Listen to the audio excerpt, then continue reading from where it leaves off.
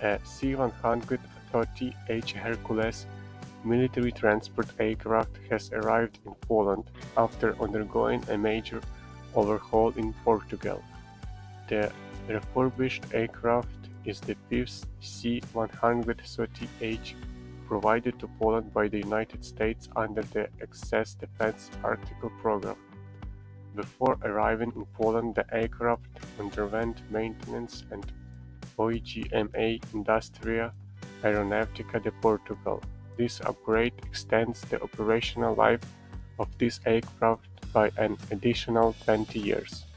The first C-130H Hercules entered service in Poland in 2009, with the latest batch starting to arrive in 2022.